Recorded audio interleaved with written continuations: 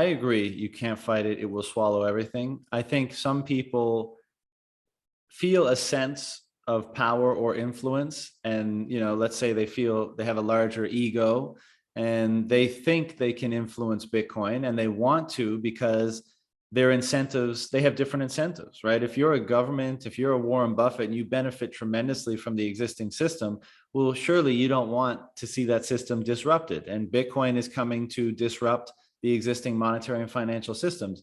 And so if it disrupts your current situation and you're not invested in it, of course you want to see it fail. And so you're going to say those things. But I don't think, I have a ton of respect for Robert. And so, this is not discrediting anything he said, but if I look around and see like how much it's being fought right now, like a couple of comments by some politicians or by Elon or by Warren, I don't really think that's fighting. What we're seeing in the US and in most developed markets is ETFs and better regulatory frameworks and acceptance from the existing financial system. So it seems like they're actually fairly receptive to it. I think the fight begins when governments and currency issuers around the world begin to realize that this is a competition for their currency and that it cannot or seemingly cannot be stopped. And it'll be very interesting to see what their response is going to be. Will they capitulate? Will they say, look, we can't actually stop this. We might as well just join it and allow Bitcoin to become, dominant global money?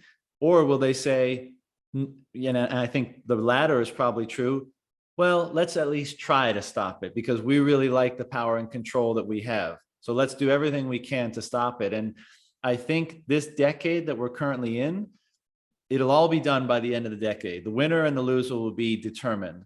But I think it'll be a very interesting battle. And we shall see how it plays out. But I don't see much to say that there's been much fighting of Bitcoin yet. Yes, journalists say that Bitcoin has died like 1,000 times, and some people don't say nice things, but by and large, it's still broadly accepted. So when they realize what it represents, we shall see what the response is. Well, to be honest, I think they're gonna jump in the boat, pretty soon. Well, so that's the game theory of Bitcoin really incentivizes cooperation with it rather than trying to fight it. Because again, if you truly are up against something that can't be stopped, well, the only logical thing to do is to join it, right? But I know how stubborn and egotistical some of the powers that be can be, and so will they try? Even from a pragmatic perspective. Especially from a pragmatic perspective, yeah.